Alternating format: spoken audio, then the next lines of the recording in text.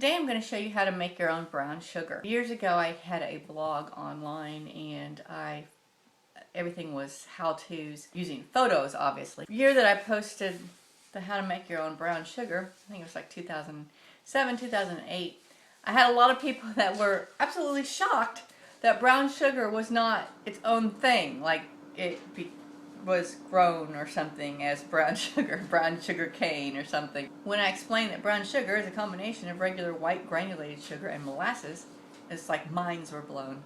If you run out of brown sugar, you don't have to run to the store as long as you keep molasses and regular white sugar. So it's a simple thing, and I'm going to show you real quick how to do it. 1 cup of white granulated sugar, 2 tablespoons of molasses.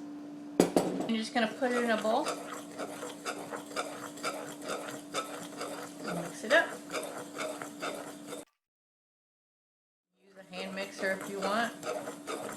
Use a fork if you want. Little bits as they start forming. It's the molasses that gives the brown sugar the sort of gooey stickiness that regular white sugar does not have. The brown sugar is being made here. Just a matter of mixing and squishing, mixing and squishing. You want to get that molasses completely distributed through your white sugar, and you'll start noticing almost as soon as you get out of that little globular stage, it will start feeling like brown sugar. Changes texture.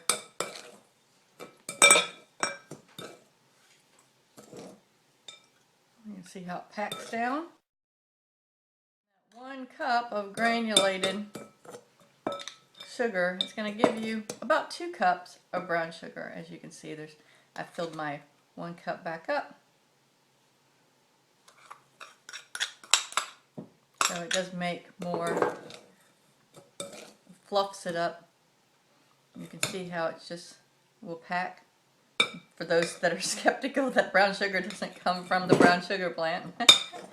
There you go. And now it's ready to go into my brown sugar container. 2 tablespoons of molasses per 1 cup of white sugar, and it's going to yield about 1 cup to 2 cups in between there, maybe 1.5 cups. You saw what I did at 1 cup of sugar. It looks like it almost gave me 2 cups. So it will go stretch a little farther because it fluffs up, pack, and everything just like regular brown sugar, because that's what brown sugar is made out of.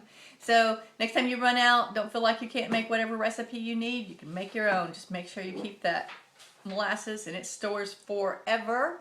I just keep mine in its container, and I keep it wrapped in a gallon baggie because we have ants terrible here in Texas, and they will find in the summer, they find anything they can to get up under the rims or whatever in your pantry. So everything in my pantry that isn't sealed in a can basically is in a baggie. This has been Angie from Canterbury Farm. I hope I helped you today. Bye.